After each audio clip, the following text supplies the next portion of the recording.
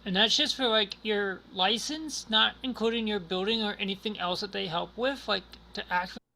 And it's Kisumi's Mischief Zone, where you still can't get it right. You just didn't say it right. Kitsune. There we go. Kitsune. Mischief Zone. Kitsune Mischief Zone. There we go. This is where Kiori goes fucking crazy and puts us in these weird situations in AI. This is just a little fun. I'm just fucking with you. I'm just joking with you. But I mean, I look pretty good as a girl. I'm not gonna lie. No, you do. I'm not bad. Not bad. I do me hard. Yeah. Have the Yankee hat on. Good. Megan Fox right there, like probably taking my blood for some weird reason. Everybody watching. Yeah. Hey, I like an audience. You guys know that. All right. Let's. I think next is you're gonna find me on like Fansly or something one of these days. Like I recognize that body type. Oh fuck, that's Chieftain's dick. Anyway, But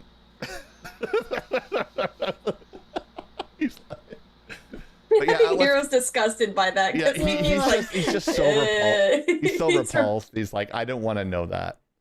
Well, you don't have to. The two women I'm talking to are the ones I have to worry about. But yeah. What I find funny is the ones that appreciate me. Labeled as jazz. Yeah, I love that. That's fucking hilarious. All right, I think Mariner's the one next from the thumbnail I see here. Yep. Aww, look how cute. He's so cute. Mariner fused with his Mariner kitty. Fused with Mariner kitty. Okay, yep. That makes sense. Well, even in anime, he's handsome. Intentional. I don't think that was intentional, but I thought it was. The way I see it. Oh, I thought it was like a combination between Kiori. Nope. And Mariner. It's supposed to be a cat. Kiori. Okay. Kiori's a fox, so no. Yeah. The fox. I don't know, ears, tails. I don't fucking. A little bit past my. But these are fucking awesome. I love. Thank you for doing these. These are so good. All right. I think I think is the one that's going to kill me. All right. So you need to hide your location after this one. So. Oh my god. Oh, and it's Air Force. I love this. I love this. That's this going is on so Twitter. good. That's going on fucking Twitter. Oh my god. Oh, No, it's so good. Air Force cheerleading outfit with no skirt. I'll make sure it goes on X tomorrow morning. All of these should go on X. They're fucking great. I can start doing that on Saturdays. We can use it to replace the shorts. Yeah, we can do that. Yeah, that's awesome. Yeah, we can put them on TikTok as well. Evil Tix, that is cute, even though he is no waifu. He says, I have that exact outfit. Twinsies! It's an extra element of funny because Hero is Army vet, so... I think the air... I did it. Originally, it was actually done in Army, but I didn't like how it turned out, so I decided to be funny and switch it over to the Air Force. You ever need to borrow my pom-poms? Just ask. All right. Good job. That's good. Should be one more for Rogue. Certainly last but not certainly least, Rogue Penguin. Uh-oh. Yeah! Gym leader motherfuckers! Trying to figure out. Gym master. Pokemon trainer. Yes, with all the evolutions. Yes. Come at me, motherfuckers. Come at me, bitch. It's so good. you look good in that power suit, homie. I know, I need to get me a suit now. Yeah, you look good with that. You clean up pretty Trying good. to figure out why she's smothering that one Eevee on her right hand. I just noticed that. Yeah. No, it's a thing with my suit. It's not a real Eevee. Oh, okay. It's on the suit. Is it on the suit, Carrie? I'm not sure. Yeah, it's on the suit. Okay. It doesn't even have a face or anything on it. No, it doesn't. It's the aesthetic. I see that now. Yeah. Very good. I like Using it. them big words. All right. Let's see what the final one is here. I think this is the final one, or is it? I think that was the final one this week. All right. Next story is this one. Is that Kiori? Boobies. Wait, what the fuck? Is that Kiori in the back there? With her titties Pretty out and they're much. blurred? What's going on there, Kiori? Okay, so funny story. I told the prompt to create for me an image that shows an artist panicking and trying to censor their artwork they just created due to a change in terms of service on this platform. And that's what it came up with. It looks like Inuyasha and Kiori put together. Boobies. But it's funny because I didn't tell it to put a fox girl in there. Huh. Oh, okay. I didn't tell it to do any. I didn't specify what kind of art it was. I just said, hey, he's panicking and censoring his art. Yeah. And then it came up with, it was originally a red fox. Oh, okay. But then Kiori's like, oh, it would be awesome if you told it to change the fur color to white. Because everybody's going to think it's Kiori. And I was like, yeah, that's a great idea. So I started trying to do that. After Gemini gave me the original piece, and there's nothing different between this one and the original piece aside from the color of the fur and hair. Okay. Every time I told it to change it to white fur and hair, it said, hey, I can't do that. This violates my my terms and conditions. Wow. And I'm like, Wow. why?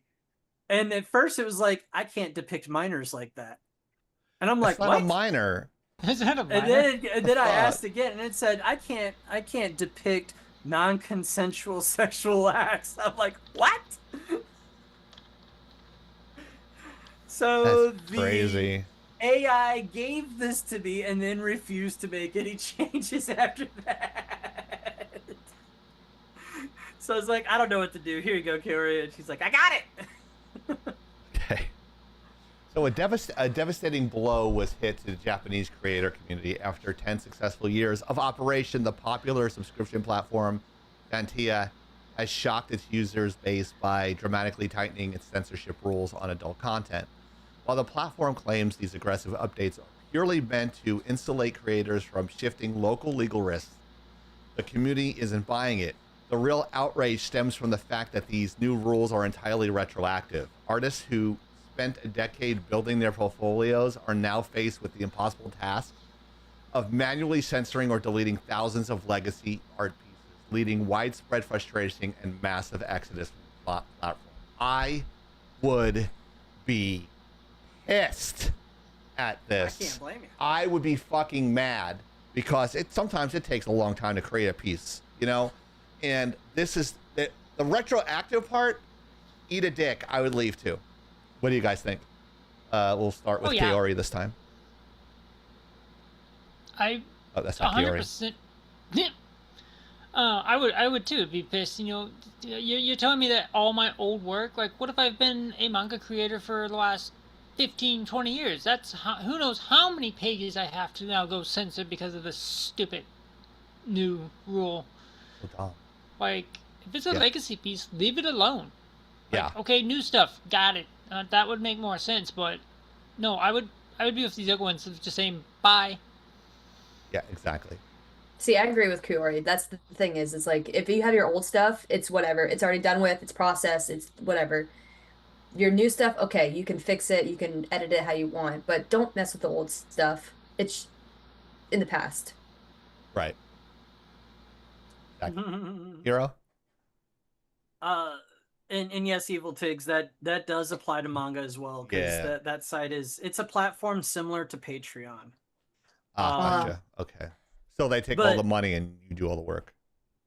I don't know if it's that bad. It is a Japanese platform after all, although they are kind of bowing to the censorship policy. Yeah. A lot of what's been going on lately has a lot to do with the payment processors. We've been talking about that pretty extensively lately. Payment processors suddenly having the power to say, hey, we're not going to process your payments anymore if you don't handle this that we think is morally wrong. I have admitted multiple times to being a Christian myself. Yeah. I got a pretty foul mouth, so Yeah, Lord, I apologize for that one. We as Christians, I'm Catholic. I've made a lot of mistakes, and I've atoned. And I think, I beat myself up way too much for way too long. And a lot. But yeah, go ahead. But, yeah, let's talk about you. This isn't about me. I would Shut up, like chieftain. To say, I would like to say that even though I have those Christian ideals, I also am a capitalist. Money in business, yes. Leave morals out of it if all you're supposed to do is make sure money is changing hands. Mm-hmm. Yeah. You don't get to dictate what is, in my opinion, business doesn't get to dictate what is right and wrong. Yeah. As long as it's not illegal. That's just my opinion. Yeah. And I think that's what a lot of the problems are coming from right now. I completely agree again with Kaori that, if you're going to change your policy, make it forward and not retroactive, because retroactive, that's a lot of BS. Yeah, I agree. So one thing that I just learned real fast is that Stripe's global headquarters is in Dublin. Oh, okay. With a sub-headquarters in San Francisco. So given that they're in Ireland, this might explain their hard-ass press for censorship. I didn't know the Irish were so censorious. Yeah, that's what I'm saying. There's not even a lot of them. All those crazy white people in Ireland. Anyway, I think we're all in a consensus that's fucking bullshit. Yes. But I think they need to be nuked again. Just kidding. Too soon? I think that's in play. 9/11's not. 9/11 jokes are not in play, but that is. Okay. Rick and Morty. It's like, we could have 9/11, but we stuck to the Pearl Harbor. Yeah, Pearl. That's a little bit more classy. I digress. Oh man, this is flashbacks. I'm having flashbacks. Disney. Oh my God, Disney in Austin. Oh my God. An art director with no art degree. Trauma. Where's my therapist number? But yeah, you ever wonder how much control manga creators usually have over their work?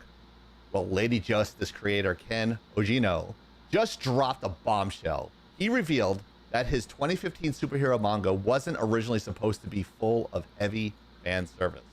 Instead, his Shonen Jump editor gave him an ultimatum. Add Ecchi? E-C-C-H-I. What is that? How you say that? Ecchi. It's Japanese slang for pervy content. Okay, ecchi content, or the series wouldn't get published at all. Ojino admits he's a bit envious of today's manga landscape, where female protagonists don't have to rely on cheap tricks to succeed. What do you think? Did the editorial push ruin the series? I don't know. I don't know a lot about this, so I'm just gonna play with the shots. You go ahead and play with the shots. I'll go ahead and run with a little bit of this here. So, Lady Justice. While I didn't read this particular manga. I'm familiar with it. Think a kind of a female Captain America. Okay. And when she gets into fights and things get a little tough, the battle damage she takes includes removal of much of clothing. Kind of a classic callback to a bunch of different female protagonist situations. As I recall, it didn't not even that I recall. As I know, it didn't end in nudity, but there was a lot of suggestive compromising moments where you'd catch kind of a side view or a profile view where it's you could kind of guess, oh, she's been stripped basically. I think at the time, because my opinion is the artists should have their creative liberties, but they shouldn't be told how to convey their art by somebody else who is not the originator of the series. Like, this is the artist, this is the person, they got their own story to tell. Mm-hmm.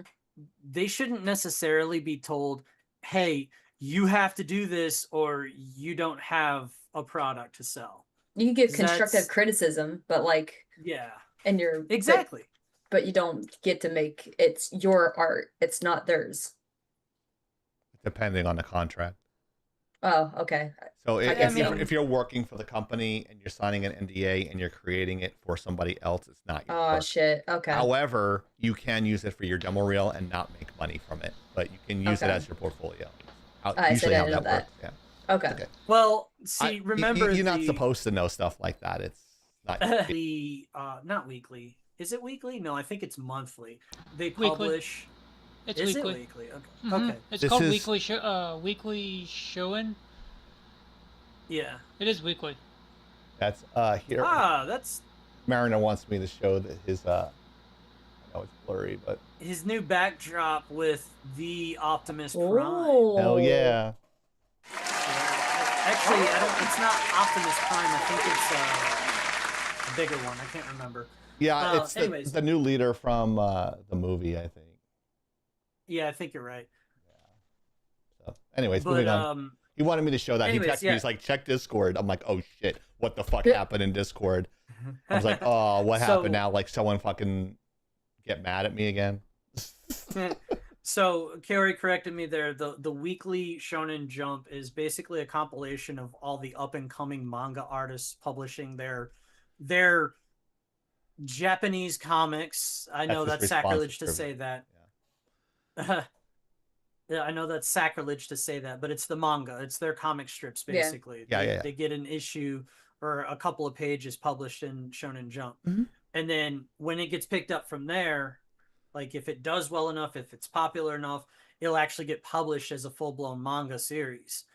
And then, as you remember, probably from your own personal experience, Chief, if the manga gets popular enough, then said artist/author that originally created the works gets to pitch to a studio their business plan for how to fund their anime. Okay.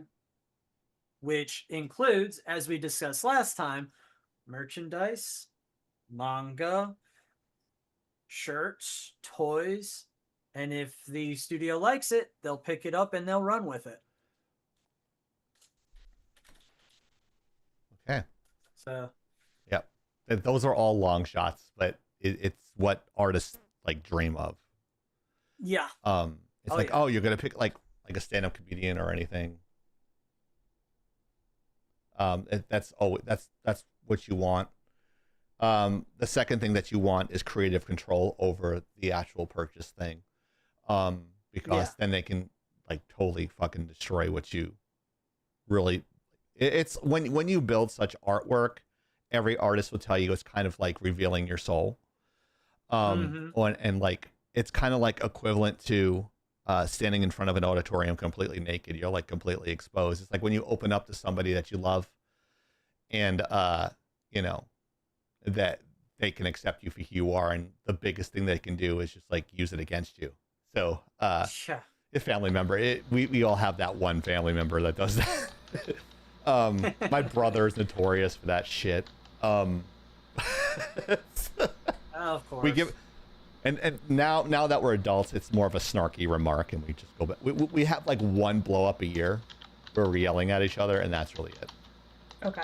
So, but I mean, we're pretty cool. We kind of tolerate each other as adults. We're fine. But this isn't about me. Shut up, Chief. So to answer that question, I prefer art in its natural form. I prefer. What's the natural form for art? Cave paintings? What the fuck you talking about? No, that's all natural, I think. I don't dig that. I don't dig the 70s look. Yeah, but go ahead. Bush. When I say natural, I mean uncensored.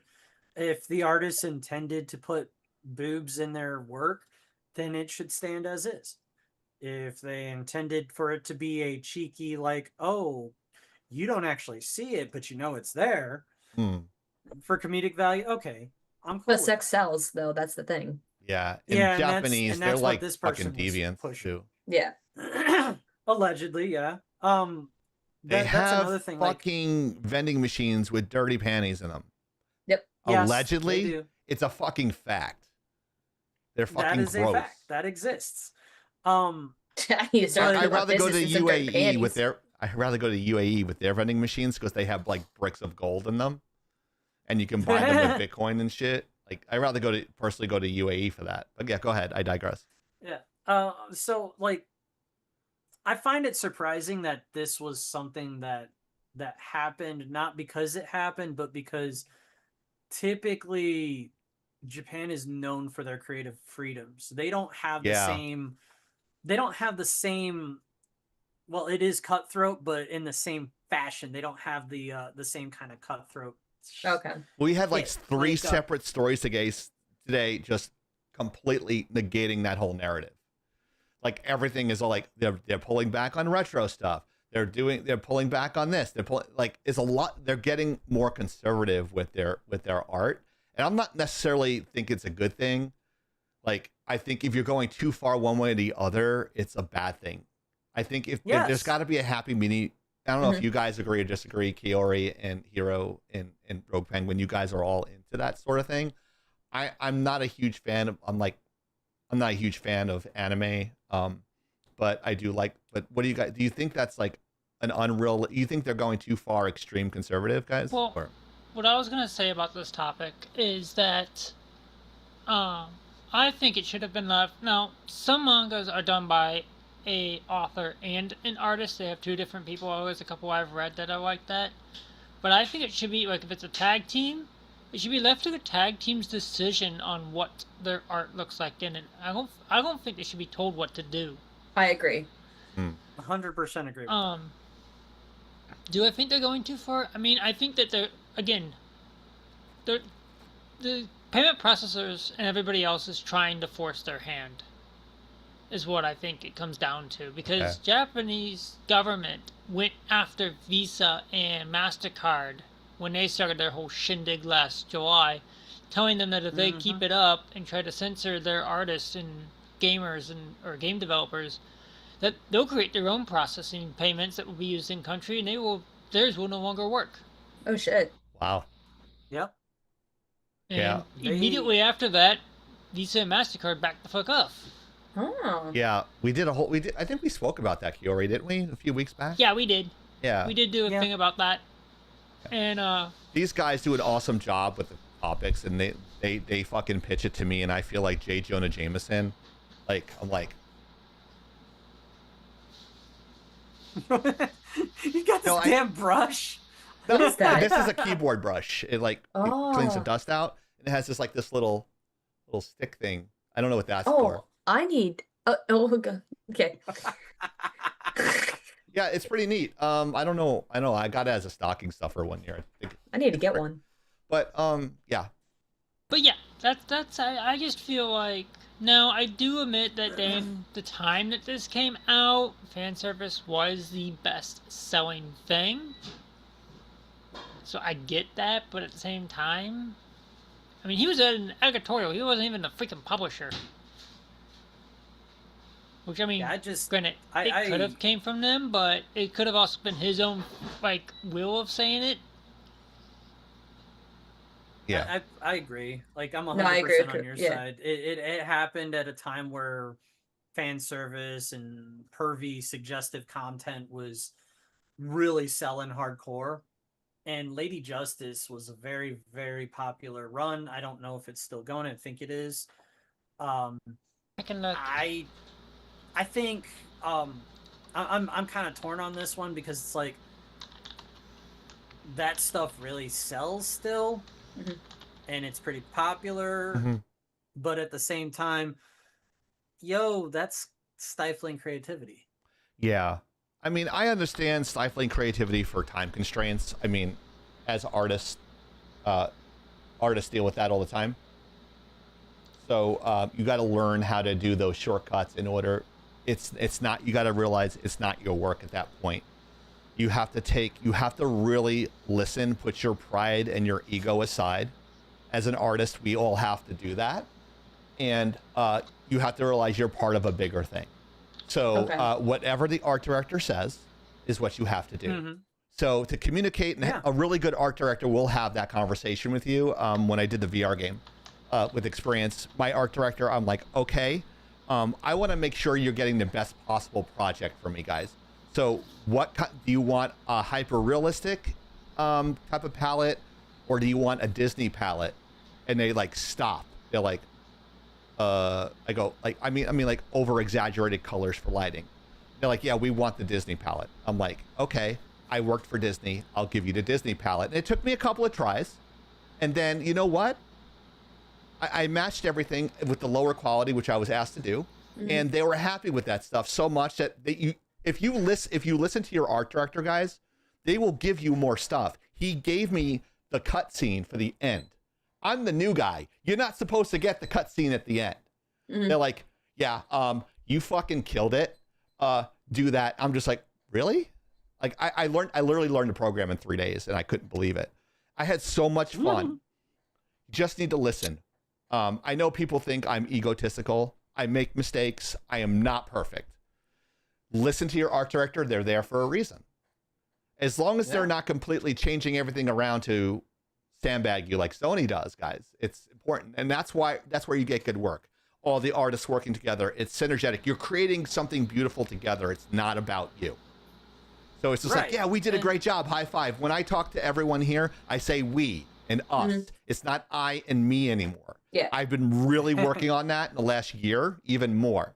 Because you guys are the stars. I'm just a head pick. You always hire people that are smarter than you, and all you guys are smarter than me.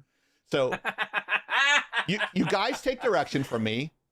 If there's pushback, right? And I'm like, and Hiro, Akira go, no, well, we need to do this, Chieftain, and this is why.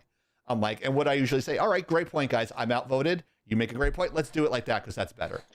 Let's fucking do it. I don't care, because as long as we do it together and we're creating a product here that we're proud of, that's all that matters. And I will get off my soapbox. I pulled a Hiro there. I apologize, Hiro. I took your shit. So one of the things I want to say real fast before we move on is that this manga specifically only lasted from May to September. Oh. It was canceled. And it was believed, based off the readers' criticism, it was too much fan service. Oh, shit. Okay. And they canceled it. And that's why the offer's coming out and saying that if they had stuck to his original plan, it probably would not have been canceled. Because, yeah, it only lasted 6 months. Oh. I don't want to get in trouble again. I find it I sexually harass Hiro all the time. Daily. Go ahead, Hiro. I find it doubly interesting that that this one only lasted as short as it did, because I am 99% sure I've seen Lady Justice in multiple projects. Okay. Honey! Nope, it's not improving my health. I think it has to be improve someone else's health, I think. I think it has to be another pair of titties, not your own. Right. Oh, okay, there you go. Ah. So Hiro's titties. Oh, come on, flash us, bitch. Woo! Boobies! Small boobies, big boobies, don't matter as long as they're boobies. All right, moving on. It seems like I'm doing a lot of the reading as fundamental tonight. I think this is the recurring thing here. Oh, this is hilarious. I love this. Not the 90s, where's the gameplay? I guess I'll go ahead. I'll go run for with it. this one. Go ahead. I'll run with this. The games media has launched into Africa. I can do it. I can do it like the Game Awards. The games media has launched into an absolute frenzy. Handily, go ahead. Handily slapping perfect 10 out of 10 scores on the newly released adventure game Mixtape. Hell yeah. But core gamers are calling foul. Critics are unapologetically praising the title as a modern masterpiece despite massive player pushback over its total lack of actual gameplay. an uninspired art style, and a heavily criticized, inaccurate depiction of what it was actually like to grow up in the 90s. Compounding the outrage is the blatant nepotism behind its production. The project was heavily funded by Megan Ellison and Annapurna Interactive. I don't know if I pronounced that right. A publisher notorious for bankrolling the billionaire heiress's personal pet projects and activist initiatives rather than an actual indie talent. Hey there, Mariner. Is Mixtape like a game? Yes. So no, it's not. It's a movie. Okay, fine. Okay. It's marketed as a game. It's an interactive cutscene. Literally just an interactive cutscene. You can't even call it a visual novel. You can't call it a click your own adventure or anything like that. It's not a Telltale. Its art style is intended to look like one of the Telltale games. If you remember, what was it? The Walking Dead. The Walking Dead, The Wolf Within. The Wolf Among Us. You mean The Wolf Among Us, yes. Yeah. I love that fucking game. I played that too. Game. Yeah, see? Yeah. I like good games. Yeah. I love that. I love that game. I interviewed for that company. I really like them too. And then they offered me like this huge deal. And then they pulled it back. Went out of business. Yeah, they went out of business. They I negotiated a really good deal for myself. It was like $125 full benefits, everything, 6% match, 401k, like everything. And then they were just like, "Well, we'll want to put you on there for 3 months." I go, "No, I want full-time staff." It was because they do good games, guys. They do good games. But yeah, go ahead. I'm gonna let Hero finish his point because I rudely interrupted him too many times tonight. I'm sorry, Hero. Go ahead, sir. So Mariner said that was Star Optimus Prime, and he takes up the whole shelf by himself. Oh, snap. Anyways, so the art style is very much reflective of like the Telltale style from Wolf Among Us. Oh, like a 2D, like toon shading. Yeah, toon shading is on 3D, that's the right thing. I called it cell shading once upon a time, and you made fun of me for that. It's almost it is a cell. It's the same difference. I understand what you mean. Yeah, I'm not going to be that much of a dick. I thought it was funny. So this game, and I'm being very generous in calling it a game. I know. Thank you for correcting me, Kaori. Sue me. Anyways, I was expecting her to say something smart, but she muted herself, it looks like. Oh, sorry. Yeah, my roommate was cooking. I muted. I said I'm going to say why I call it a movie when it's my turn to talk. Okay. I mean, I'll make sure not to take your thunder then. So, amongst all this bull crap, it's a game that was supposed to reflect a 90s aesthetic. It was a coming-of-age story. A bunch of teenagers get together and go on a road trip and, wreak havoc and listen to a series of cassette tapes. And it's all 90s music. All the music was licensed. And, again, it's supposed to be reflective of the 90s. But it was... The people who made this, none of them were around for the 90s, so they don't know what it's like. What it really is like, in my opinion, is what a bunch of Gen Z folks think the 90s was actually like. It's really not. It was terrible. It was so bad, and when they say there is no gameplay, even though all these journalists are saying there was, the gameplay hinged around the idea of QuickTime events only. Like, that's my territory. Push a button. Quiet you. And then nothing happens. Okay. But I'm apparently being told not to talk about that any further, because there's a lot more there.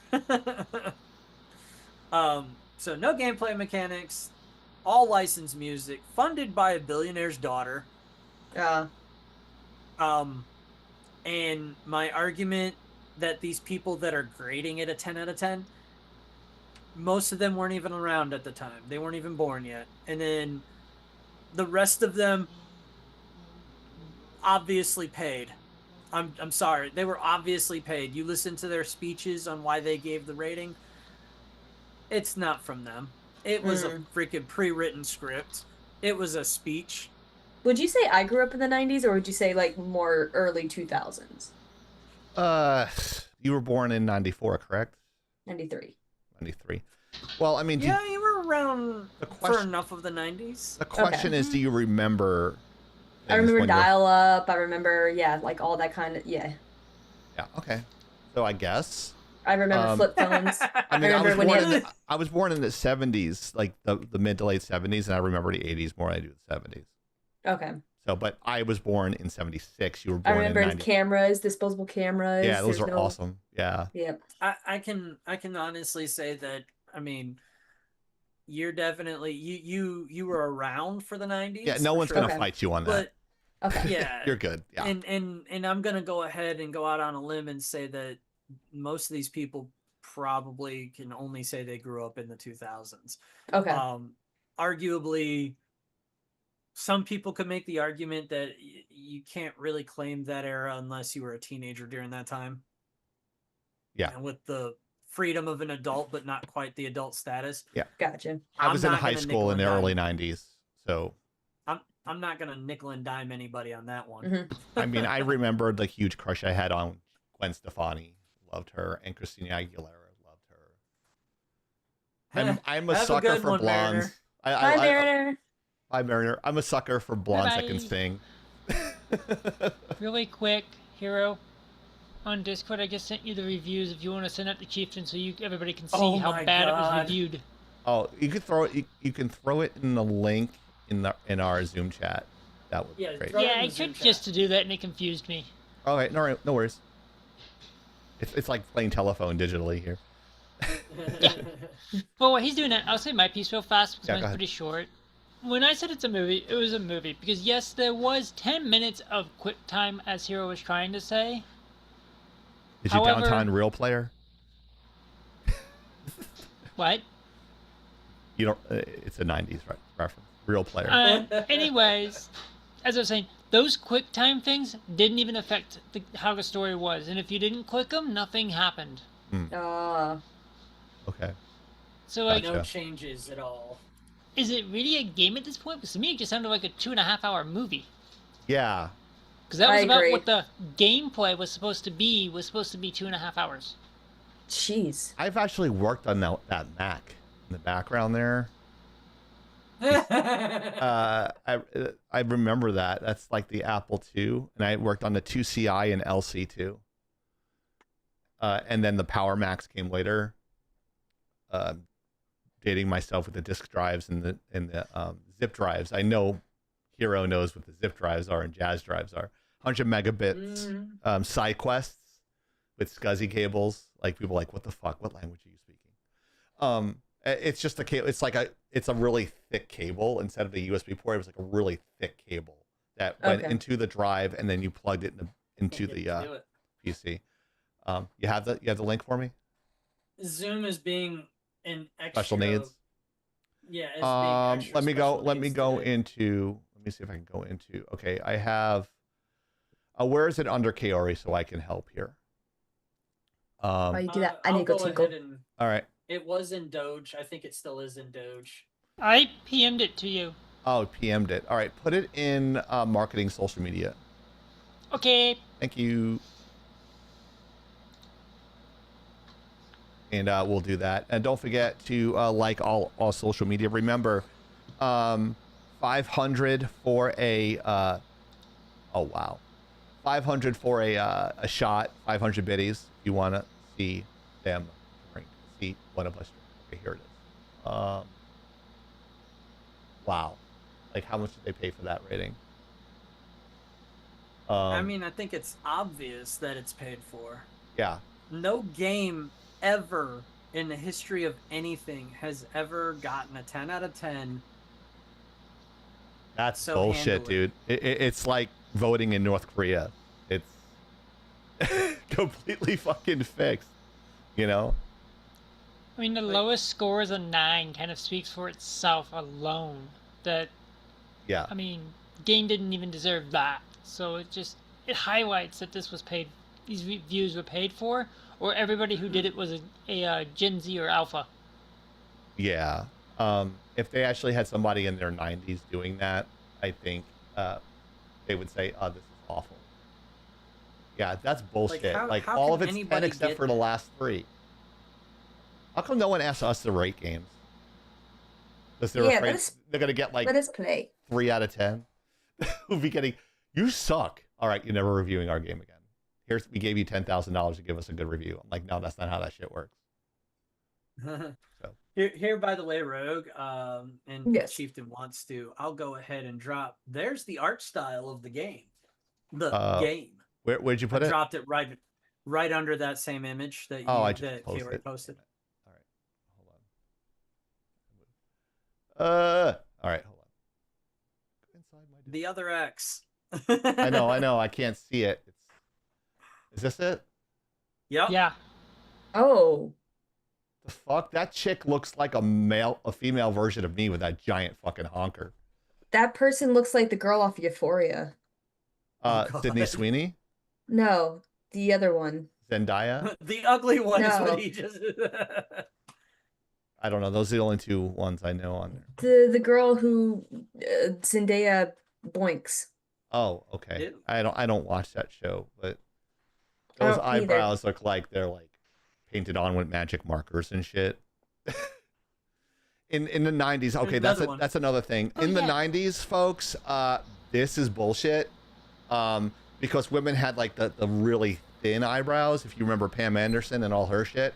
So they get fucking 0 for continuity.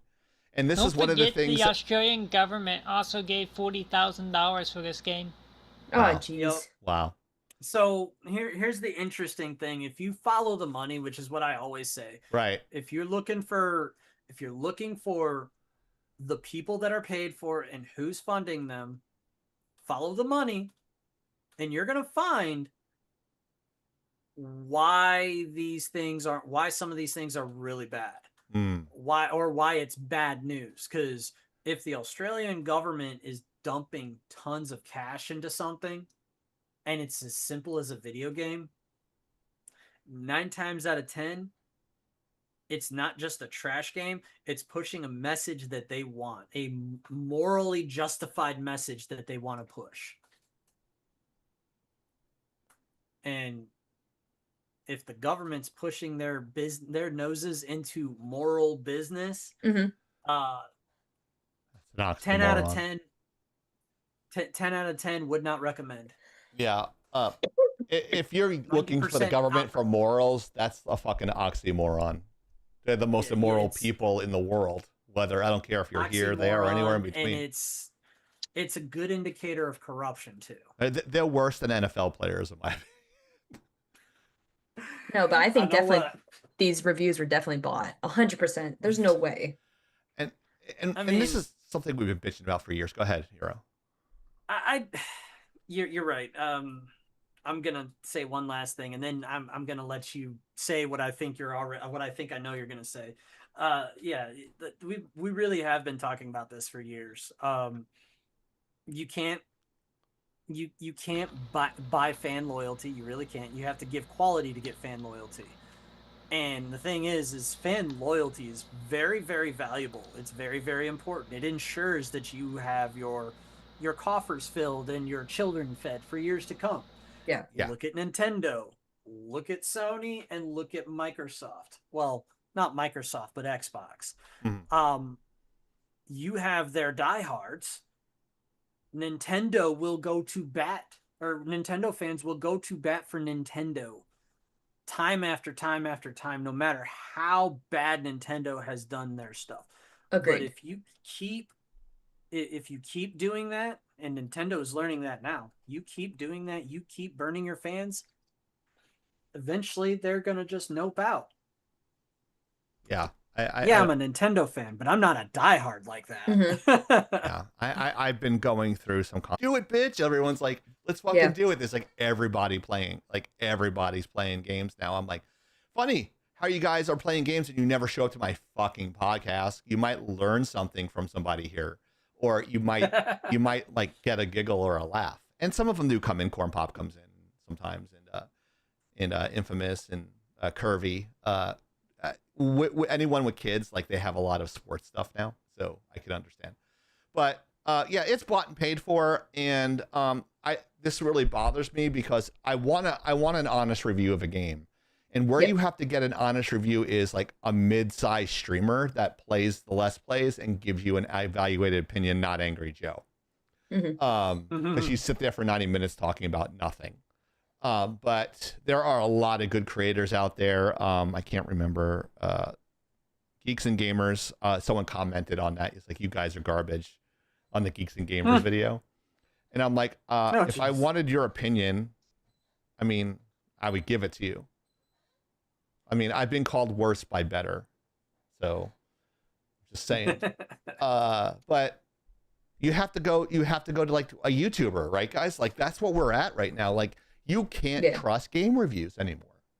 You have to go to somebody that, you have to go to somebody that likes the game, or maybe impartial. Like, oh, let me give you someone that's not sponsored.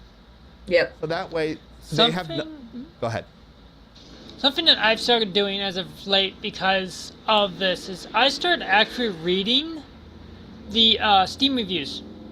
Okay. Before I even put the game on my wish list, is I start looking and like if it says given free code, you know, I'm really scrutinizing because if you were given a free code, it means you know the devs of the game because they gave you a Steam key. Yeah, that's true. So those are some of the ones that I'm like kind of suspicious of. Like if it's mostly negative, then yeah, they probably are giving the feedback that the game needs. But when they're highly positive, especially when 9 times out of, or actually I'd say 8 out of 10 reviews that you see mostly negative, and then you see a 2 or mostly positive with the 2 being negative from free Steam keys. Yeah. So those are the ones that I really like watch and be like, are you just trying not to hurt the devs' feelings? Are you being honest? They should do how they like when we shop on Amazon, you see how many stars something is, and you read the comments. Yes. Like, that's how it should fucking be. I agree. I just thought of it now. I'm surprised. I think maybe I've not seen it, but it's not really an original idea, but I think that would be helpful for people that, because, you know, games are expensive and they should be more expensive than they are. That's a whole conversation that like we go back and forth with, night just to piss off. You know what? That's still a debate in 2 weeks. Okay. Oh, good.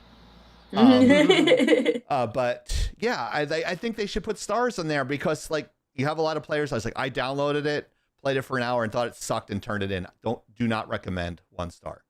Or, oh wow, this is very entertaining. I got a lot of gameplay hours out of it. I highly recommend. The other thing I've also started watching is early access because I had a game that was really, really good, but even Steam puts a warning on it now because it did not match the timeline that was submitted to. It's been over a year since the last update. Jeez. So early access games, like if it's a well-known, like, you know, Winrose or something like that, I'd think about it. But some of the other ones, I'm just sitting here like, maybe not anymore. Am I gonna go down this rabbit hole again? I mean, granted, I don't think I paid more than like $12 for it, but that's still $12, you know, lost. And that was years ago. Yeah. But that's not the point. It's just like this was good. He was meeting his quota. You know, he put out a thing like the last actual update to Steam was October, and on another site that I watched that follows, like they've actually marked the game abandoned. Steam says we do not know what's the status of this game as it has not kept with our or with the devs plan of action and has not received any updates in the last year. So like even Steam has marked it as, hey, this might be abandoned. So it's another thing I start watching is those early access ones. Is I'm like, I don't want to keep wasting money on games that aren't getting finished. Which you know, it's like buying a car without like one of the wheels or something. Or a Tesla. True. My Tesla came with all 4 wheels. I knew he was gonna say that. Just imagine buying like a Porsche and like, oh, I'm sorry, you're missing your you don't have the last 2 wheels. I'm like, but it's a Porsche 911. Yeah. Anyway, moving on. Yep. Yeah.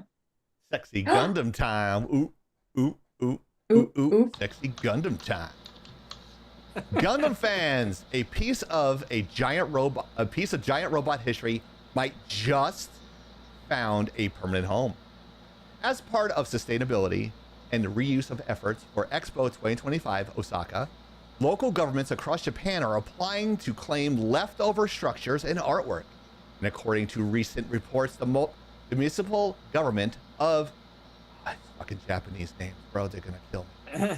Izumo City in Osaka wants the ultimate prize, the life-size RX-78F00E Gundam statue that stood next to the Gundam Pavilion. The city is hoping to, which looks like Go Box, makes me happy. I mean, I'll say one thing that I just discovered while looking into this. That this expo where that one was done was actually, there is a Gundam base coming into US. Really? Yep, it's going to be in, let me pull that back up because I have it right here. It is going to be, I just saw it, where'd it go? Why you're saying that? It's going to be in Rosemont, Illinois. Will be the first permanent Gundam base similar to the Gundam base that is in Japan.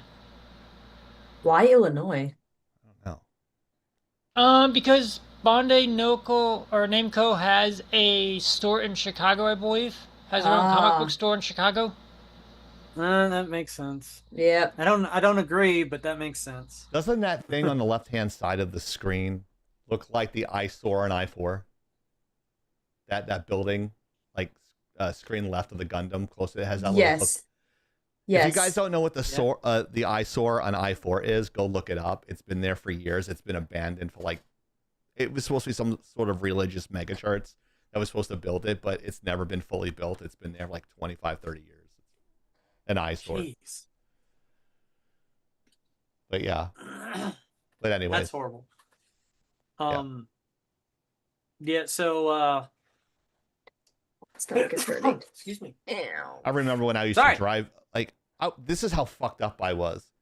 I would never panic over anything, and I always have a panic attack driving for summer camp there and back. I'm like, how fucking stupid I am. Why am I panicking over this when it was a normal thing? All of a sudden I found out it was a mental illness. It is anxiety, and now I don't get nervous over moving my desk and shit. And putting that fucking thing together, that thing was a bitch. But it's cool. My brain feels like I have a new brain, it's refurbished.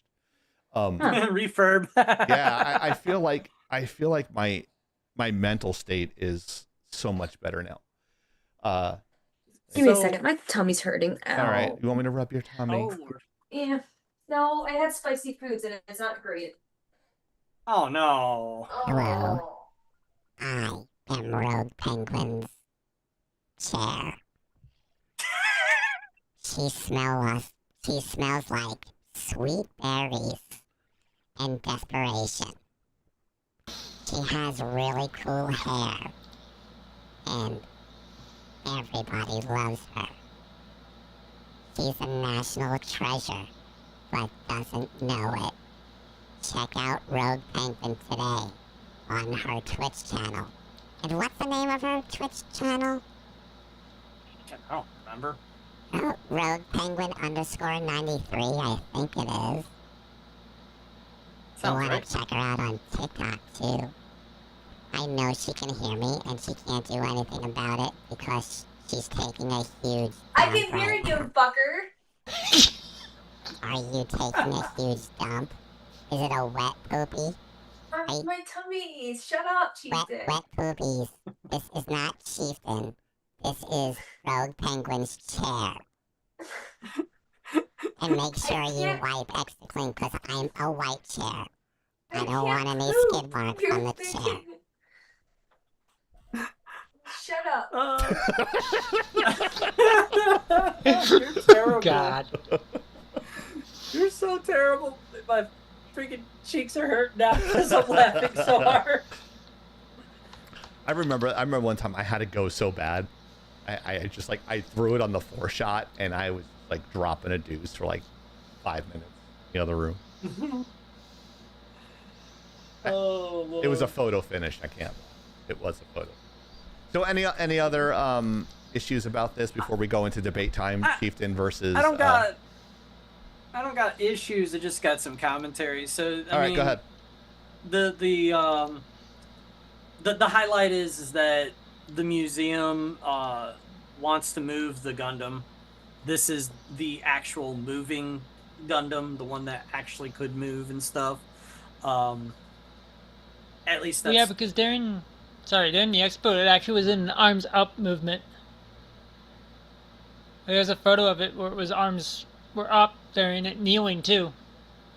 So awesome. Yeah, it's fully movable. Yeah, it's the actually fully articulate statue / whatever they want to call it these days. But I think that's really awesome, really cool, and the fact that they're trying to not get rid of it, but they want to preserve it, and it's literally a competition of which prefecture gets it, from what I'm reading. Fight Club. All right. Yeah, Everybody's got to come to Waffle House and fight it out. Whoa! Hey. Who was that? Poopy bits for you. Poopy bits. Who said that? Who do you think sent it? I don't know. I can't see. I don't have that chat. Oh, Rogue Penguin. It was definitely rude. I can't get to your house within 40 minutes, so I can't send it to you. I can Amazon DoorDash it, I think. But anyways, we're done, right? Anyways, I'm mostly done. I just think it's cool that that piece of history in Japan is being preserved, and that's even cooler that they're bringing one to the States. Yeah. Also, that's the first. That's what I'm about to talk about. Did you see the vehicle that they're using? They're using an MRAP. Oh, Lord, yeah.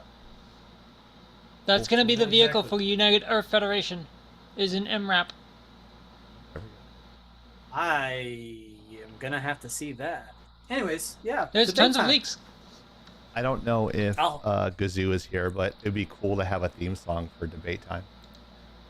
And I want to extend this if we have people on live. That it doesn't necessarily have to be myself and Hero. If it it does not. So we're just doing it to get it started.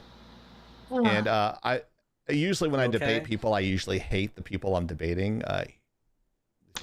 Rogue knows this. Yes. Piano Man is a douchebag, and he's really dumb. And then there's a lot of drunk people out there saying a lot of harmful things and saying that I should go unalive myself, Charlie Kirk myself. They want to kill my whole family, and it gets bad. So, but this is not one of those. So our topic is that we're forced to talk about and pretend to have all this pent up wrestling, fake wrestling, kayfabe things are Predator versus Aliens, the classic debates. Yes, so, very classic. Very and weren't classic. we going to flip a coin?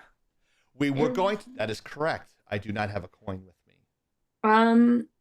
I've got dice. I do. Okay. Okay.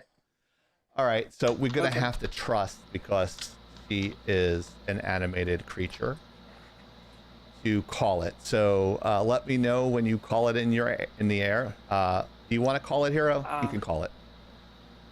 I'll just make it simple. I'll call Tails. All right. Kiori, Hero calls Tails. Go ahead and flip the coin and tell us who.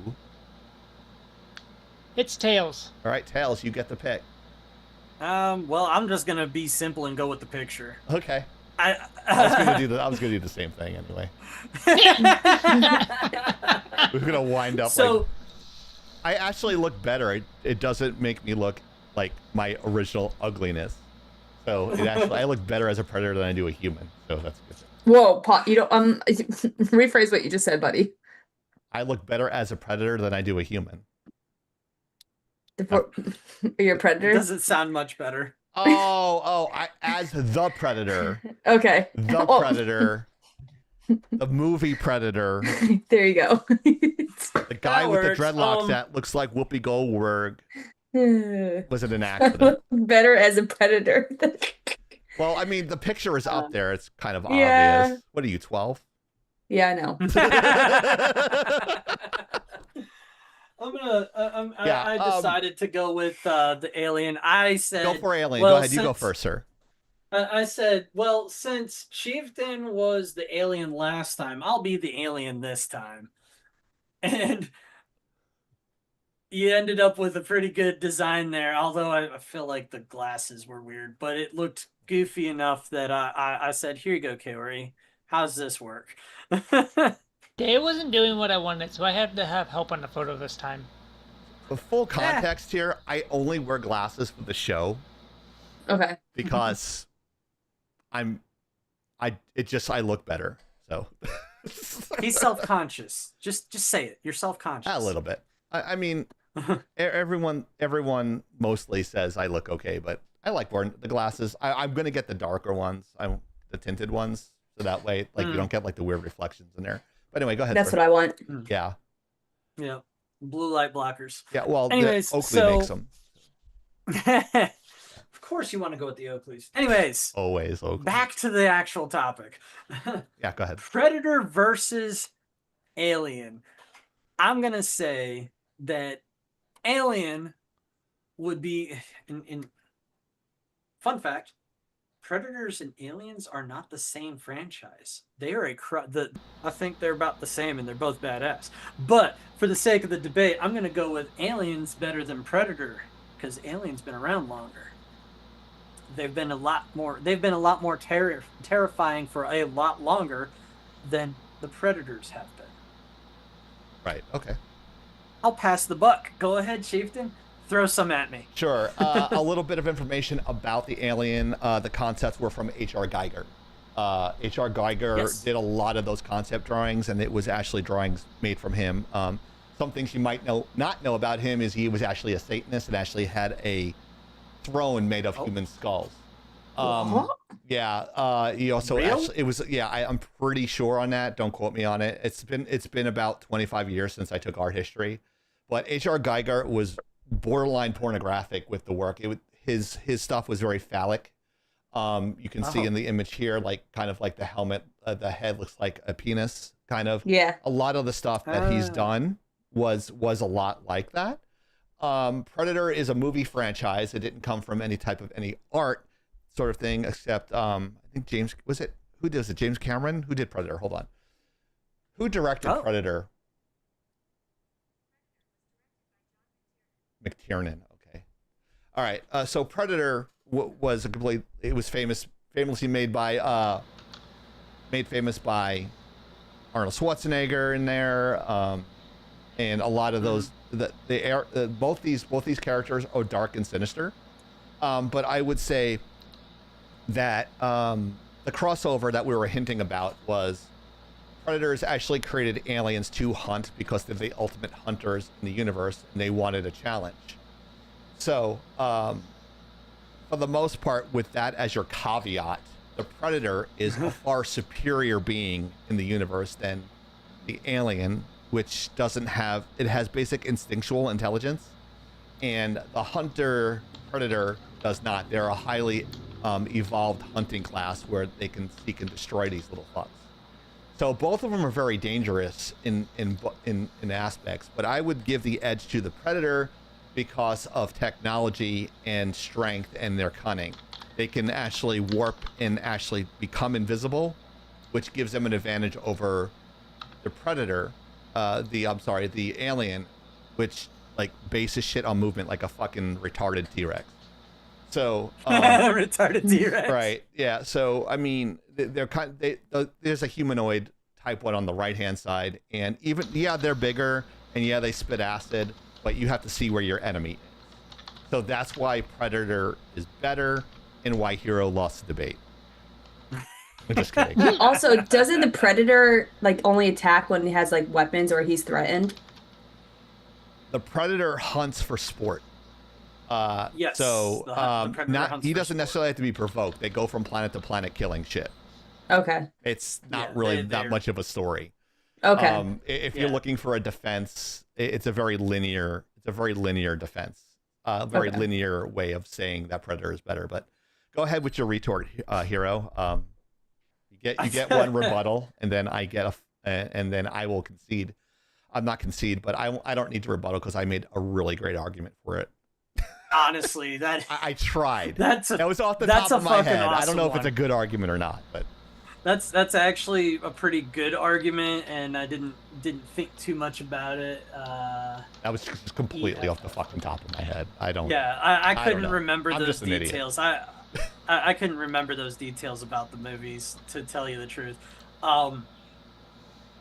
I would give a baseline argument of, because the aliens were base instinctual creatures with not much more intelligence than instinct, that they are certainly they have a case for being the superior creatures, just due to the fact that they're instinctual hunters and that they have been known to give predators a run for their money.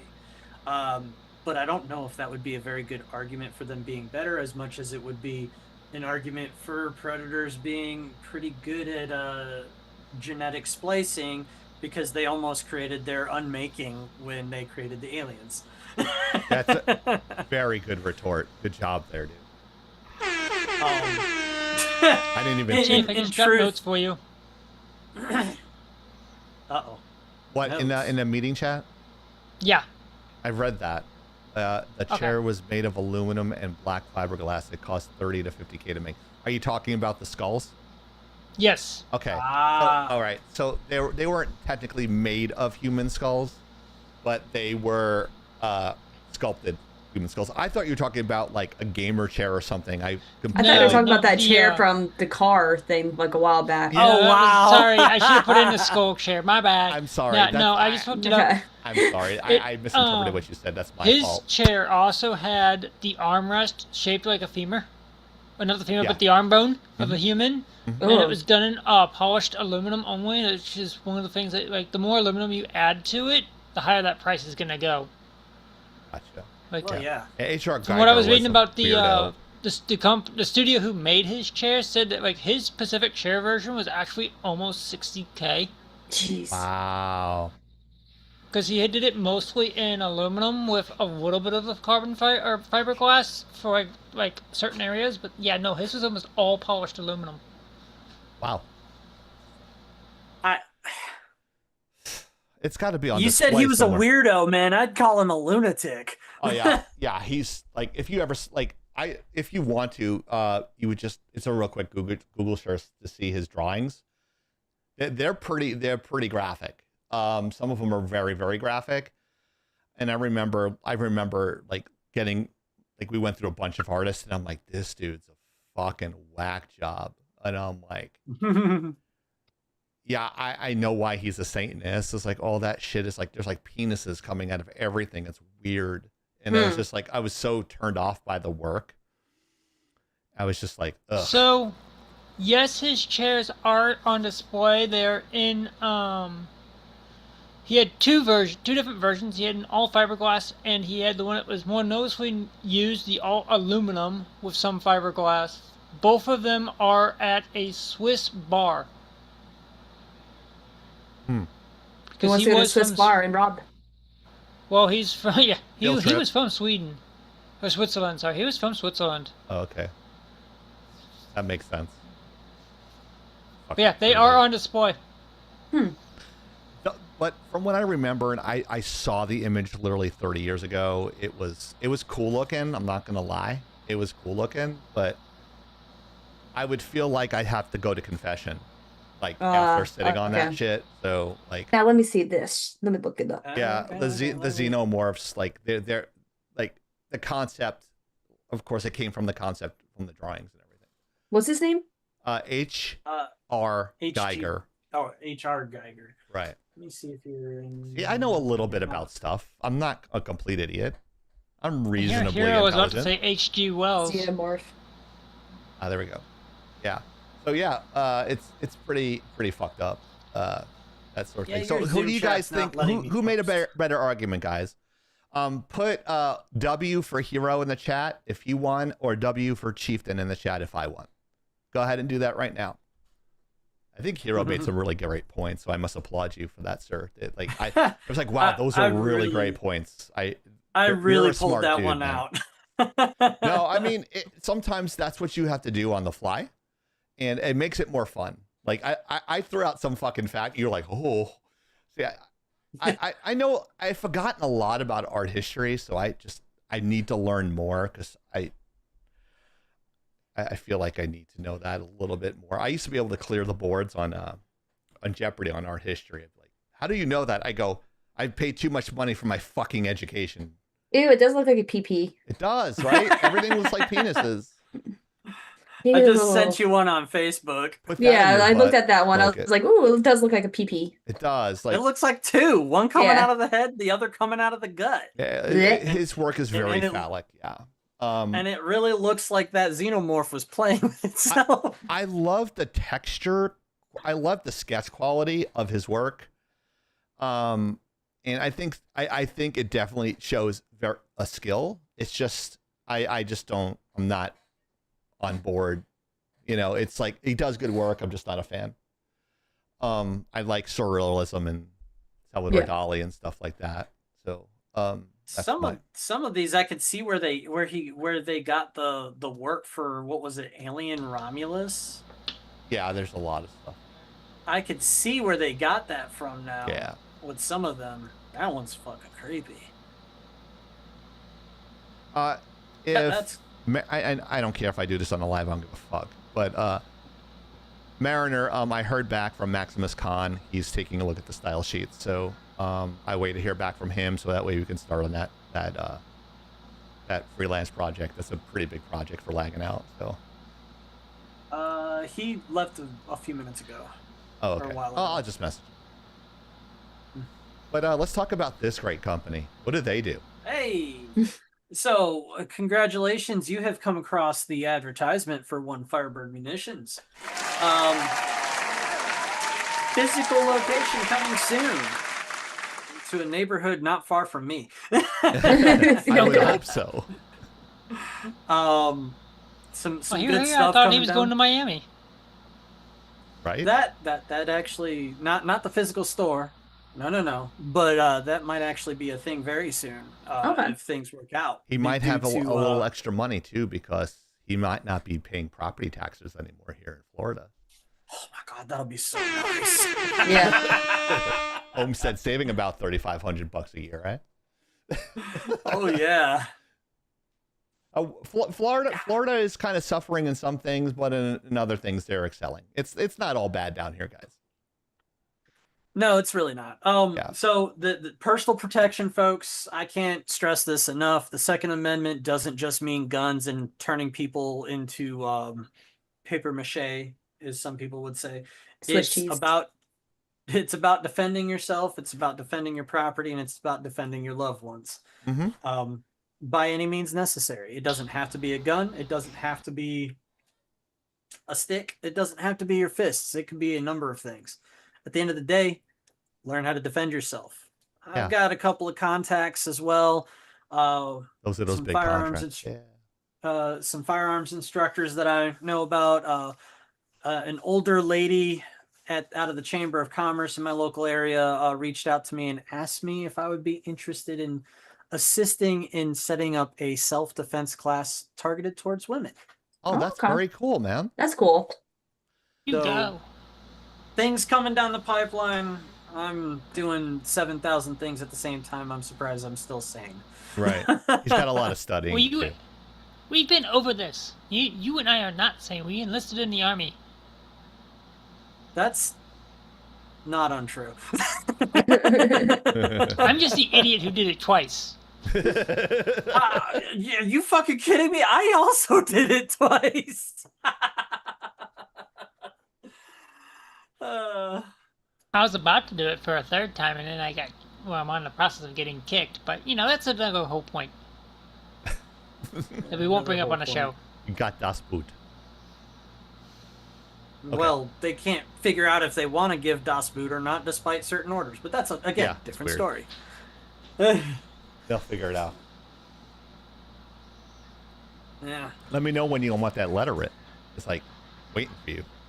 Anyways, go ahead, Eric. What other things do you have there? That rule yet. Okay. Yeah. We don't want you to get in trouble for fraud. So. No. Okay. The state's not enforcing that rule yet, so that's why I haven't asked. Okay, gotcha. Well, anyways, that's the short version of what I would have to say. I've been working on my 60-second what is it called? The 60-second blurb? I can't remember what they called it. The elevator pitch. Yeah, the 60-second elevator pitch. That's what fucking English failing me today. Firebird Munitions, firebirds.com. Everything that you need for safety, education, training, protection of community is our priority. That's firebirds.com. Phone number is 850-273621. That is 850-270-3621. How was that? Thank you. I literally thought that said tanning. Education and tanning.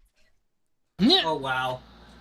Hello, ladies, with my panty-dropping, reaffirming baritone. So flattered when, like, I had like 3 different people say this. Great voice. I got one for you, Chieftain. Who needs a marital aid when you got a voice like this? Oh my god. Here, let me try. Let me try. Ready? Hey, baby girl. How you doing? How you doing, baby girl? Boner repellent right there. That was gay. Kaori, I see your eyes twitching. Keep it quiet. Oh, dude, it was Sunday was fun. I'm saying there was like torture racks and toys everywhere, bro. Saying it was fucking awesome. I'm not obsessed. I promise. We'll try. Would definitely go back again. $1.2 million house. Yeah. On the river. You said a doctor? No. No, I won't tell you what her job is, but I got to keep her anonymous. Yeah, that's a discussion for another day. So make sure you check out all our streaming. We might be adding more if Colby fucking messages me with Be More. They'll be doing some stuff there. A lot of gay jokes going on there because they're both military. She always has to leave the meeting early because she's got a stream too. Kiori streams Timberborn at 8:30 p.m. on Wednesdays. Eastern Standard. Yeah, it's everybody's seat. I like the little handgun there. It's pretty cool. I do too. I was like, oh yeah, he's got like a hand cannon there. I was like, yep, it stays. Yeah, totally. Well, let's skip over that really quick. Okay. What is Kiori's favorite Transformer? I know everyone was waiting for this. I am expecting anyone in the chat, whether they're in Rumble, if they're incognitus or not, if you're in Twitch incognitus or not, if you're streaming through and just watching from the outside, go ahead and jump in there and give an answer. We would love to hear from you. What is Kiori's favorite Transformer? Hound, Ratchet, Ironside, or Prime? I think Ironside's badass, but I don't know. You didn't give the answer last week, did you, Kiori? I hinted at it, but I never actually gave it. Okay. Okay. Made it unfair. All right. I don't like these intentional things to try to trick me. I don't like that. I don't like being wrong. I can just accept it now, thanks to therapy. I can say that I'm wrong. But which one did you say you think it is? It's just a complete and utter guess, but I'm gonna say Hound. I'm gonna say Hound. What are you gonna say, Hero? Do you know? I have to recuse myself. Okay. I'll say B. B. All right. I'm gonna say Hound. You're gonna say Ratchet. Yeah. So, all right. So you guys won't hear the drum roll because why would Stream Deck work correctly? But here is the answer.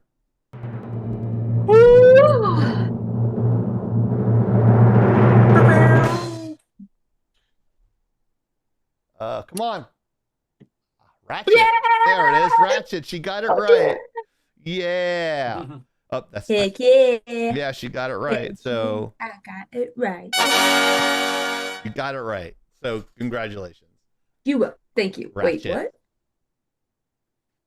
So Ratchet is the looks like an SUV but a EMS vehicle.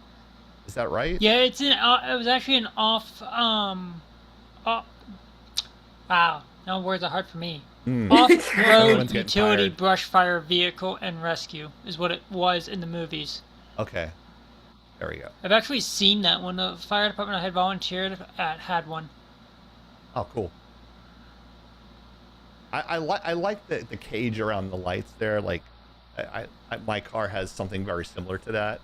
It's badass. Yeah, that's the crash bar. I don't think you've seen it with the new bumper stuff on it. Mm-mm. No. No, that crash bar for that specific truck was used to take down small trees if they were in the way when they're off-road to get to a fire. Okay, gotcha. So, pretty much they're Or all over some the place idiot in parked in front of a California. fire hydrant. They're good at that too. Yeah. That's what Spencer Pratt's gonna be driving around when he comes mayor. I always talk about that. Lauren Conrad went to the same school I did in San Francisco, the Academy of Art University of San Francisco, at the same time.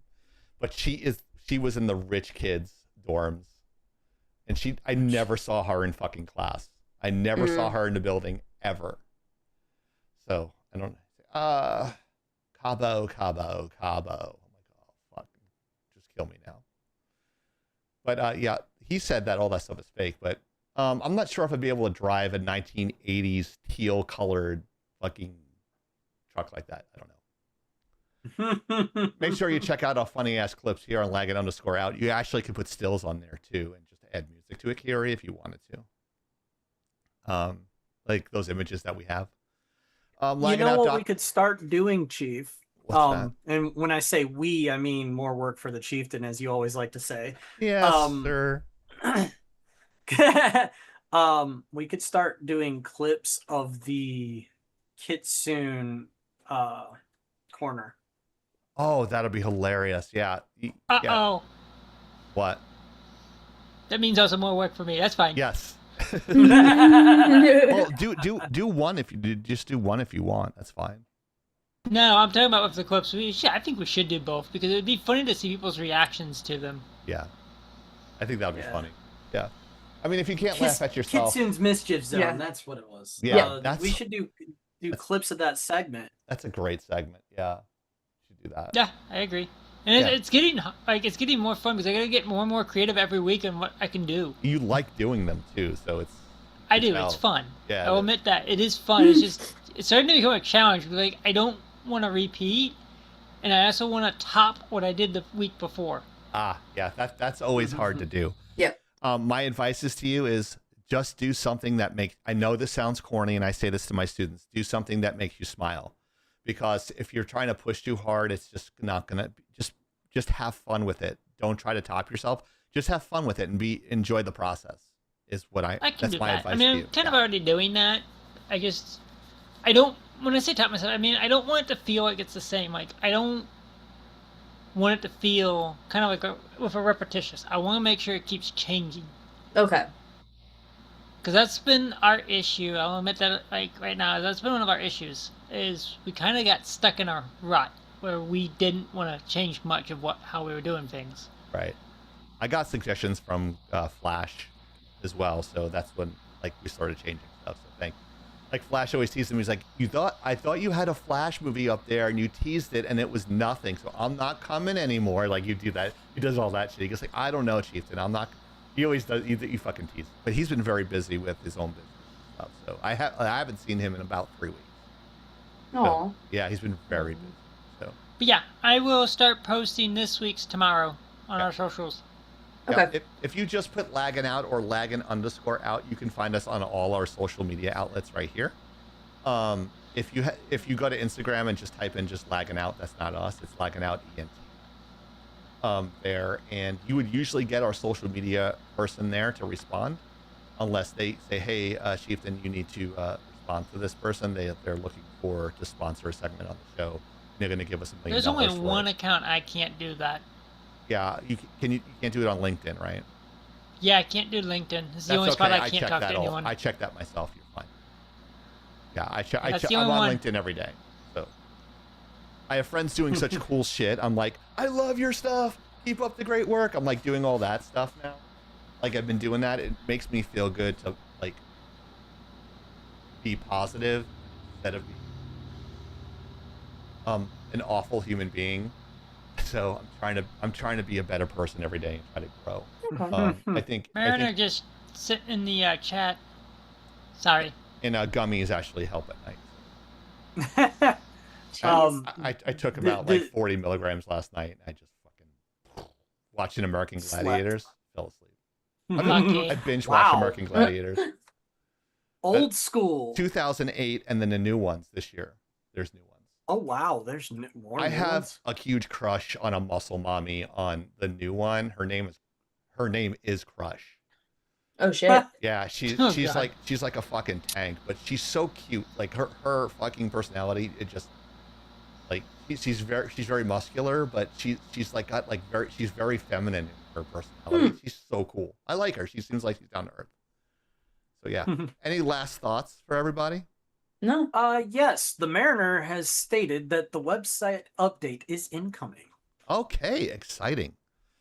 And I know Curvy got mad. It's like, don't Martin. Curvy didn't get mad. She's like, I don't want to push the buttons, but I put a suggestion in. I'm like, all right, that'll be our next iteration after we get sick of this. We get sick of our website really quickly. Well, Mariner's like, I can do this better. I can do this better. He's such a great fucking guy and webmaster. He's a really gifted individual, and all you guys are really fucking awesome. I know I'm being so sweet tonight because I'm in a good mood. I'm just going to give everybody diabetes. And check out how awesome that tattoo is. Look how cool. It's so pretty. It's so cool. They do. All right. Last words, Kiori. I'm good. You're up? Had a blast this week. Come back and visit us next week. Come check out our No other show next content. week. 2 weeks. 2 weeks. Correction. 2 weeks.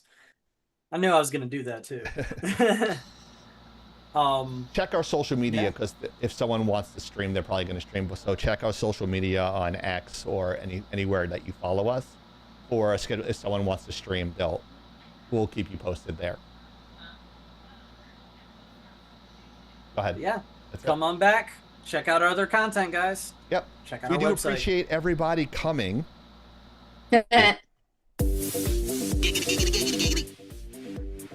So on behalf of Kiori, Hero, Rogue Penguin, and myself, this is Laggin' Out Live, signing out and lagging out. We'll see you next week if I can find Bye. Bye-bye. Oh, she's dancing again. Y'all see the get it.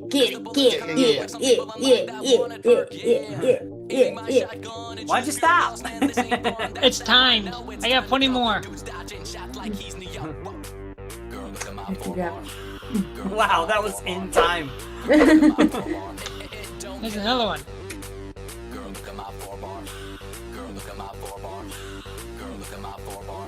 I am out when I get in a match. Yeah, this is what I see. Okay. Game skipping frames like a stop motion movie, and I'm shooting everyone, but the kill cam doesn't show it.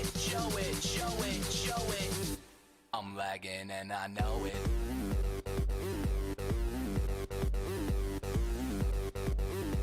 I'm lagging and I know it.